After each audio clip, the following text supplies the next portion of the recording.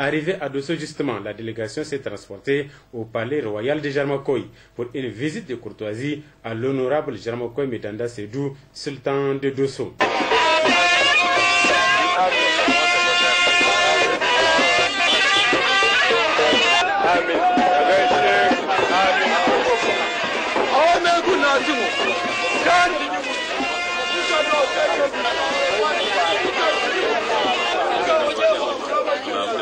La première dame, Dr Malika Issoufou, a transmis les plus vives et sincères salutations des plus hautes autorités de la 7e République au sultan de Dosso, singulièrement celle du président de la République, son Excellence Issou Mamadou, et du Premier ministre, son Excellence Brigitte Raffini, pour les efforts qu'il ne cesse de faire dans son rôle de sultan de Dosso, homme riche d'expérience et de sagesse dans la conduite des affaires coutumières.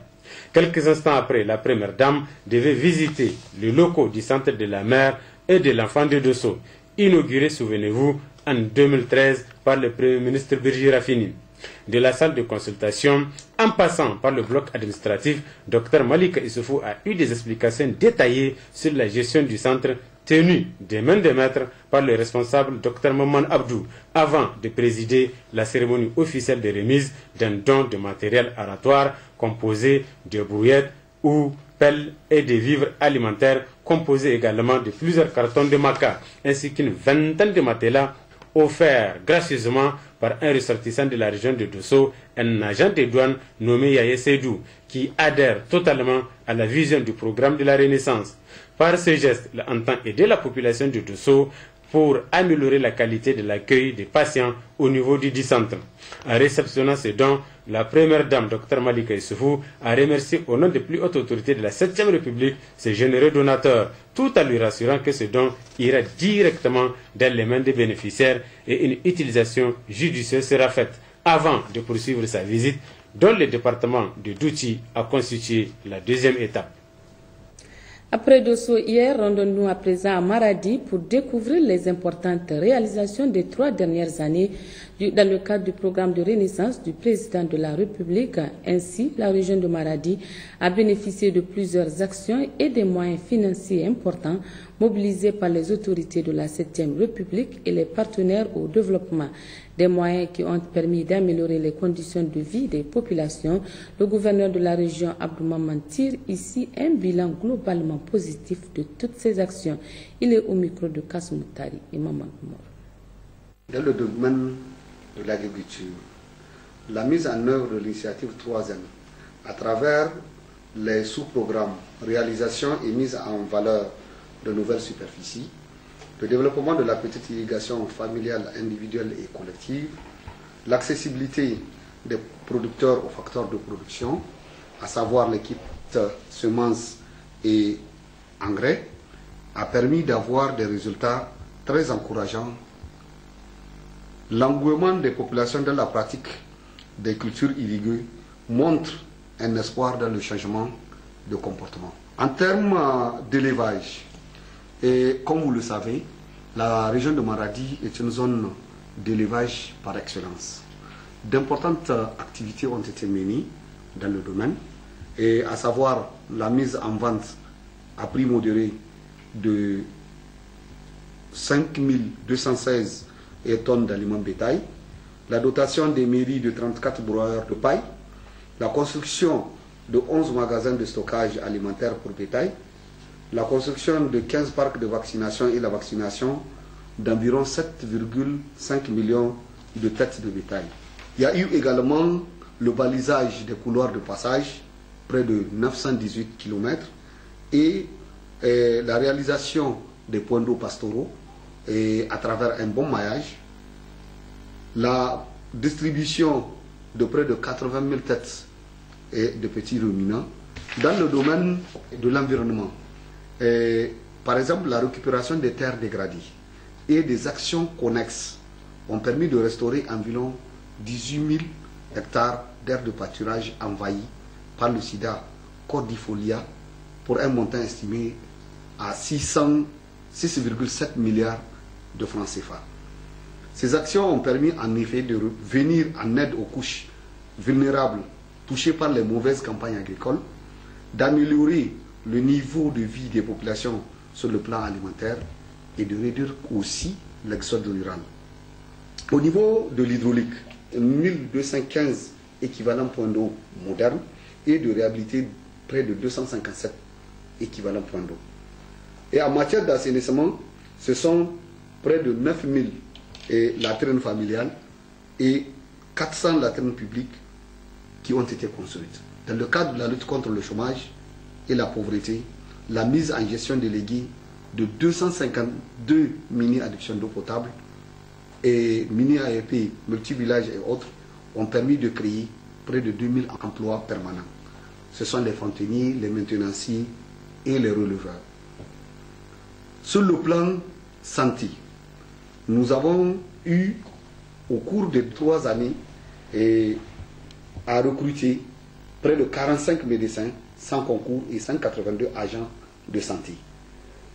La transformation de 11 cases de santé en centres de santé intégrés. La construction de 4 nouveaux CSI et 9 maternités et l'équipement du centre mère-enfant. Et également, il y a eu la dotation des formations sanitaires en 10 ambulances et 20 motos DT 125. Sur le plan éducation, ce sont 100 047 salles de classe qui ont été construites. Et en termes d'équipement, il y a eu des tables-bancs, des bureaux maîtres, des armoires, chaises qui ont été offertes. Et également, en termes de dotation de fournitures scolaires, il y a eu près de 6 557 livres qui ont été distribués. Dans le cadre de l'électrification, 15 villages ont été raccordés au réseau électrique de Madarofa. Une ligne de 132 kV est en construction pour relier Soraz, Zender, Maradi et Malbaza. En termes de sécurité, nous avons au niveau de nos centres urbains des patrouilles. Au niveau de nos départements également, nous avons des patrouilles qui sont régulières et de façon permanente.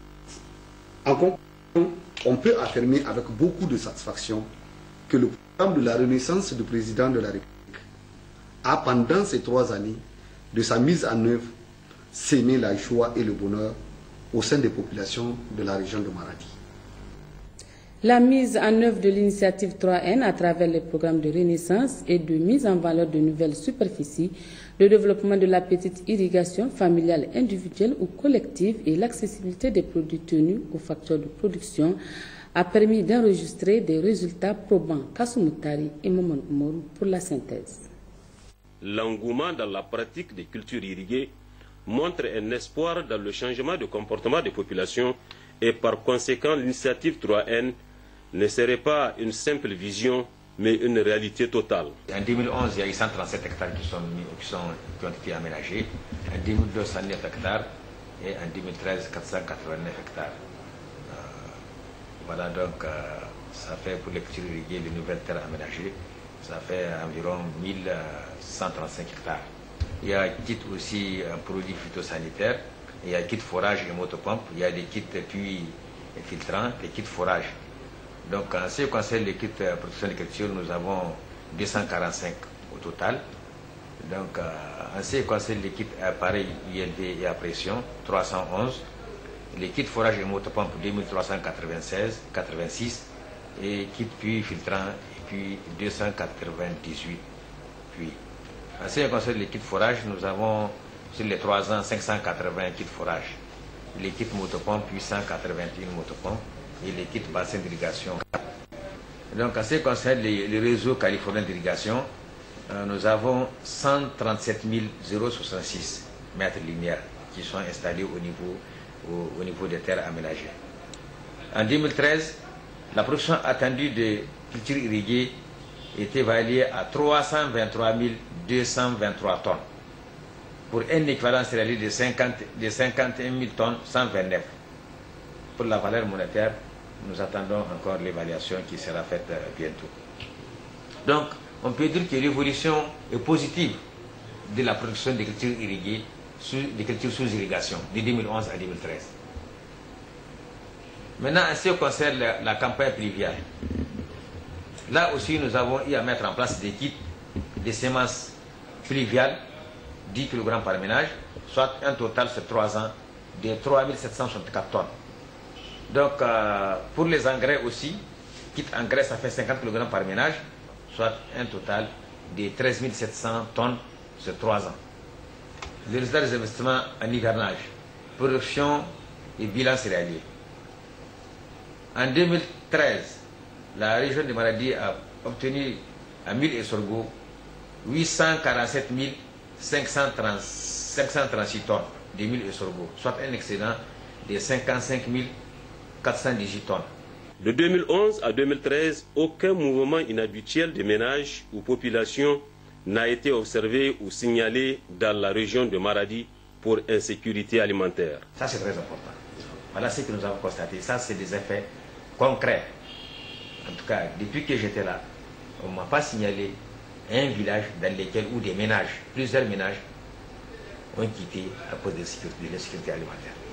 Il faut souligner que la mise en œuvre de toutes ces activités a été rendue possible grâce aux efforts des autorités de la 7e République, au premier rang desquels le président de la République Issou Mahamadou, qui, depuis son accession à la magistrature suprême de notre pays, fait de la promotion de l'agriculture son cheval de bataille. Abin da ya shahi iri ya shahi taki mu sai dai godiya haka shekara ta biyu haka wagga shekara tun da wannan shekara masarar da ke gare mu insha Allah ba butun tanadin iri muke ba mun wuce butun tanadin iri sai dai butun abinci dan masarar da ke gare mu insha Allah nan da kasar Maradi muna iya ci da ta da masara bana alƙashin wannan jagorancin na Muhammadu Isu. Programme de renaissance